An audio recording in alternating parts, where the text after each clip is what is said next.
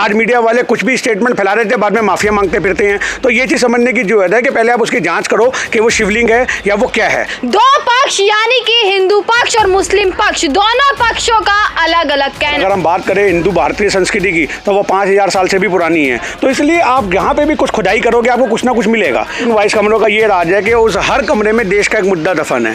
आप पहला दरवाजा खोलोगे तो महंगाई झाकेगी, आप दूसरा दरवाजा खोलोगे तो बेरोजगारी झाकेगी, आप तीसरा दरवाजा खोलोगे तो सरकारी नौकरियों से त्रस्त आदमी झाकेंगे, आप चौथा दरवाजा खोलोगे तो देश में जो बलात्कार जिन बहनों के हुए हैं, बेटियों के हुए हैं। ये तो अपना 2024 का इलेक्शन पक्का कर रहा है मोदी, और कुछ नहीं है। 2024 के अंदर लोगों को ये होगा, देखो हमारे लिए इतने मंदिर बनाए। आप एक बात बताइए, आज कश्मीरी पंडित छाती पीट पीट के विलाप कर रहे हैं। कहाँ है अनुपम खेर, कहाँ है विवेक अग्निहोत्री? वो एक व्यंग्य है कि भाई तुम ताजमहल भी ले लो, तुम कुतुब मीनार भी ले लो, तुम हमें भी ले लो। मतलब कांग्रेस ने कहा तो व्यंग्य। आज अंधभक्त किसी के नहीं है, वो सिर्फ और सिर्फ धर्म के एक पपेट हैं। आज ये मोदी सरकार को लग रहा है कि हमारे हैं, या अंधभक्तों को लगता है कि हम मोदी सरकार के हैं। अरे वक्त पड़ने दो, तुम्हारे घर भी कुचल देगी वो बुलडोजर चला चला के।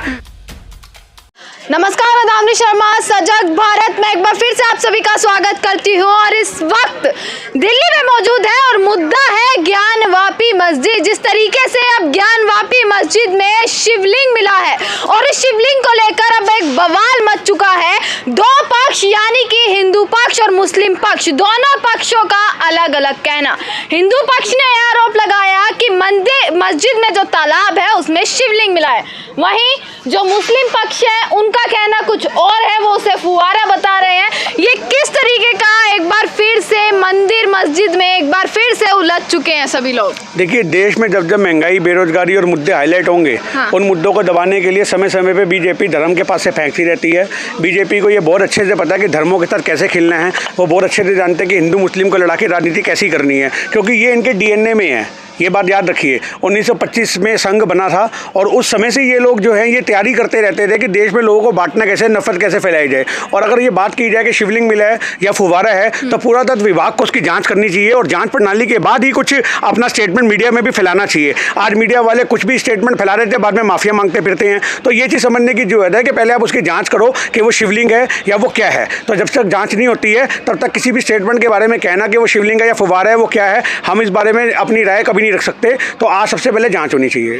पर यही एक खबर आज की यह आई है कि एक और याचिका डाली गई है कोर्ट में और यह कहा गया है जो उसके सामने की दीवार है वो पूरी सील कर दी जाए, तोड़ दी जाए एक तरीके से। देखिए, हिंदुस्तान में भारतीय संस्कृति बहुत पुरानी संस्कृति है। आप ये बात को ध्यान रखिए, हमारा सनातन धर्म जो है वो बहुत पुराना है।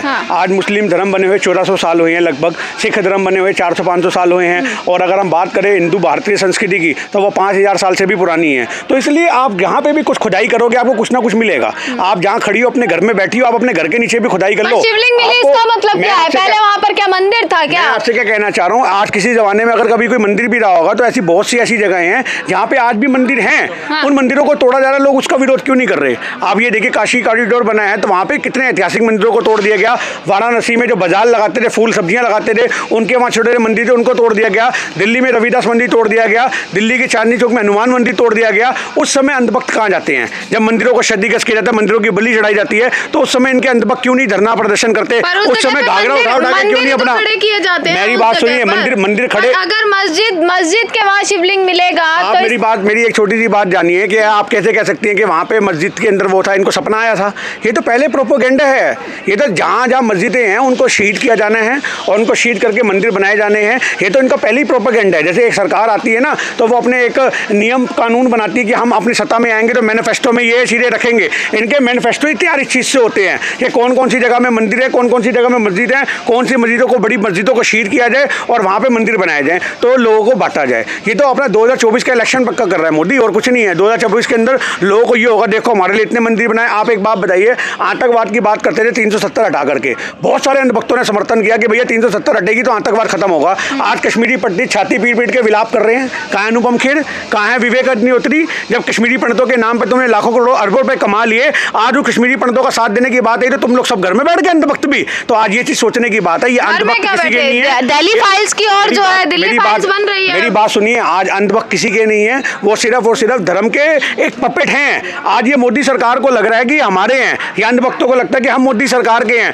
अरे वक्त पड़ने दो, तुम्हारे घर भी कुचल देगी वो बुलडोजर चला चला के। वो मोदी सरकार है। एक तानाशाही आदमी किसी का सक्का नहीं होता। ये लोगों को समझने की जरूरत है। अंधभक्त भी बारी बारी सब के सब सब रगड़े जाएंगे, कोई भी नहीं बचेगा। अच्छा, पहले मुद्दा आया कुतुब मीनार का कि कुतुब मीनार का नाम बदल के विष्णु स्तंभ कर दो, ठीक है। उसके बाद मुद्दा आया ताजमहल का, और आज तक वो मुद्दा मीडिया में चल रहा है कि ताजमहल के 22 कमरों का राज क्या है, और जिस तरीके से दिखाया जा रहा है ना वहाँ पर भी उन 22 कमरों का ये राज है कि उस हर कमरे में देश का एक मुद्दा दफन है। आप पहला दरवाजा खोलोगे तो महंगाई झांकेगी, आप दूसरा दरवाजा खोलोगे तो बेरोजगारी झांकेगी, आप तीसरा दरवाजा खोलोगे तो सरकारी नौकरियों से त्रस्त आदमी झांकेंगे, आप चौथा दरवाजा खोलोगे तो देश में जो बलात्कार जिन बहनों के हुए हैं, बेटियों के हुए हैं, वो झांकेंगी हमें इंसाफ कब मिलेगा। उन सारे मुद्दों को दफन करने के लिए, सिर्फ और सिर्फ दफन करने के लिए एक मुद्दे बनाए जा रहे हैं। वरना ताजमहल के 22 कमरे के 44 कमरे भी होते ना अगर, तो भी देश के इतने मुद्दे हैं कि 44 कमरे खत्म होते, देश के मुद्दे खत्म ना होते। उन मुद्दों को दफन किया जा रहा है ताजमहल की कब्र के अंदर, और कुछ भी नहीं है। आप जिस तरीके से बता रहे हैं बेरोजगारी है या महंगाई है, ये सब मुद्दे हैं, जानते हैं मुद्दे हैं, पर इन मुद्दों को जब तक मीडिया नहीं दिखाएगा या जब तक जनता सड़कों पर नहीं उतरेगी तब तक ये मुद्दे भी तो नहीं सुलझेंगे ना। देखिए, मैं आपको क्या कहना चाह रहा हूँ, हर आदमी परेशान है, हर आदमी दुखी है, पर उनके दिमाग में एक बात डाल दी गई है कि भाई साहब ये मुसलमान 30 करोड़ हो गए, ये 35 करोड़ हो गए, अगर ये बढ़ते चले गए तुम्हें मार देंगे, तुम्हें दफन कर देंगे, तुम्हें घर में रहने नहीं देंगे, कत्लेआम करेंगे। ये नैरेटिव सेट कर करके बहुत से भारत के लोगों को डरा धमका दिया गया है। तो लोगों को ऐसा लगता है कि भैया हमारी हितैषी तो सिर्फ बीजेपी है, हमें तो बीजेपी ही बचा सकती है, वरना तो हमारी 7 पुश्तें जो है गंजी पैदा होंगी, मुसलमान इतनी चपले मारेंगे।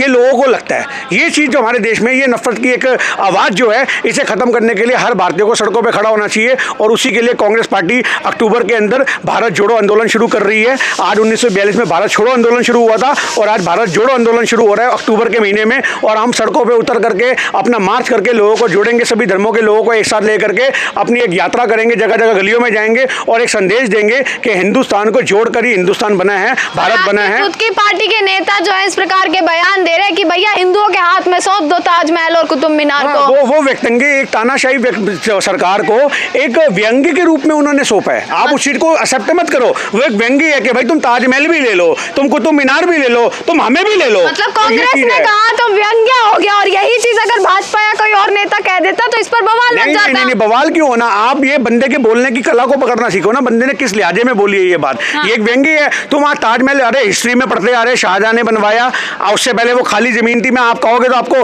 हिस्ट्री का पूरा पेज निकाल करके भेज दूंगा। ताजमहल को ये तो है नहीं है कि जो लाखों साल पुराना है कि उसके इतिहास के पन्ने नहीं मिलेंगे हमें। आप ये बात बताइए, जिन पन्नों को पढ़ के हम लोग बड़े होते आ रहे, शाहजहां ने मुमताज की याद में बनाया, तुम उनको विष्णु मंदिर से रिलेट कर रहे हो अपनी व्हाट्सएप यूनिवर्सिटी के द्वारा। एक गलत ज्ञान लोगों में फैला रहे हो, लोगों को भ्रमित कर रहे हो। आज तुम्हें सोचना चाहिए, जिस जगह पे कब्र है, कब्र, उस कब्र में तुम मंदिर ढूंढ रहे हो। ये तुम्हारी शर्मसार होने वाली बात है, ये देश को कमजोर करने वाली बात है। इस चीज के हम विरोध में हैं, और जब तक कांग्रेस पार्टी मजबूती से इन लोगों का साथ देगी, भारतीय जनता का, तभी देश मजबूत होगा। और भारत के लोगों के साथ भी हम हमेशा खड़े हैं, अगर भारत के लोग हमारे साथ खड़े हों या ना हों।